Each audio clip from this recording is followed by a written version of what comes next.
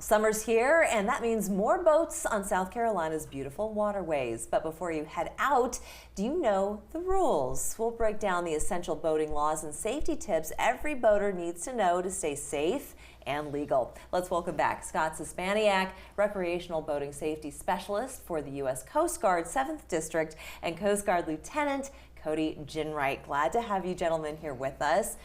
Really important time. Weather's fantastic. You got a friend or you've got a boat yourself. You're out on the water having a good time, but there are certain rules that you should adhere to and good practices, I should say. Yeah, Layla, well, thanks again for the opportunity to come back and promote boating safety.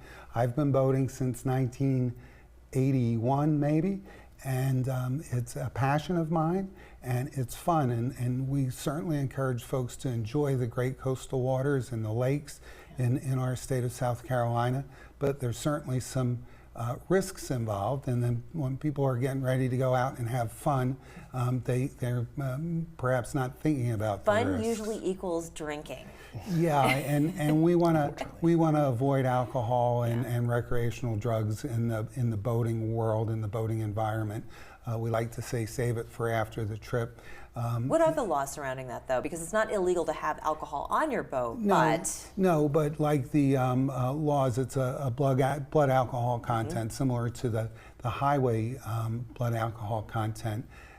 Unfortunately, or in the marine environment, in the boating environment, we're being subject to the sun, vibration, movement of the boat, all those different things, and that generally we accept that one beer equals about 3 beers. Makes sense. In that water environment. So really the best bet is to save it for the shore.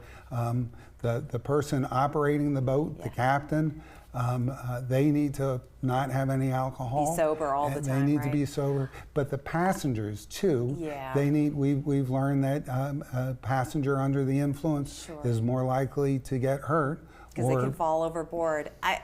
As a lieutenant and patrolling our waters, Lieutenant, how many accidents have you seen, and how many situations have you actually had to reprimand boaters for doing exactly what we're telling people not to do?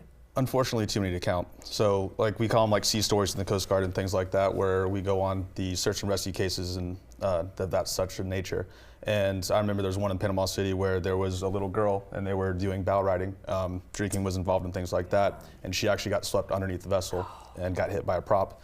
Very nasty stuff. And then we had to get EMS and get them to shore and all those other good things. So it's one of those things where you never know what kind of wave you're going to hit. You never know kind of what circumstances that Mother Nature's going to throw at you. So the less you're drinking, the more, I guess, adaptable you can handle it. Yeah, and you have to have life jackets on board the vessel. Do you have to wear them at all times? So certain states have certain age restrictions. There is a federal age restriction as well. Okay. Typically, we like to go by the state age restrictions, and we'll go with that. But yes, if there is child on board, they need to be wearing their life jackets. Can we talk about etiquette real quick? So what is considered boating etiquette? I'll start with you, Scott. Yeah, I'd like to say that's real easy. Don't be a jerk. You know, treat other people the way they want to be treated, and have patience at the boat ramp, have patience on the water. I don't know about you, but I like my music quietly. I don't like somebody else's music from a quarter of a mile away, rattling my teeth. We've heard of road rage. Is there water rage? There is boat negligence and things like that, which we will go through enforcement action, but typically I would say 95% of the time we don't run into issues like that. It's just people not communicating properly, using their sound signals of that nature, rules of the road. But biggest thing is communication. Just be nice to one another and you know, talk it out. And Lieutenant, real quick, just a few seconds left. I want to make sure we get to each of these. These are important to have on board your vessel. Yes. So especially if you're on the coast. Absolutely. So especially in coastal waters, especially up at the lakes and things like that, they don't have a designated channel 16. So it's very important that, I mean, they're going to call 911 if they do get into any type of trouble. But if you have one of these on board, this would be your radio, but especially our personal locator beacons. That'll give us instantaneous signal when you're in distress, and then we can launch our assets to help you as fast as possible. And you can bring this hiking too. I mean, you can be absolutely anywhere on this planet, and you can send out a beacon and be found, right? It's pretty magical for $350 or so. You register it and push the button if there's an emergency and somebody's responding. and then just a simple flashlight. Just a simple flashlight. Wonderful. Yeah. Gentlemen, thank you so much for coming on and sharing with us, and stay safe out on the water, but have fun. We've got July 4th coming up in short order, so appreciate your time. Thank you. We're back after this.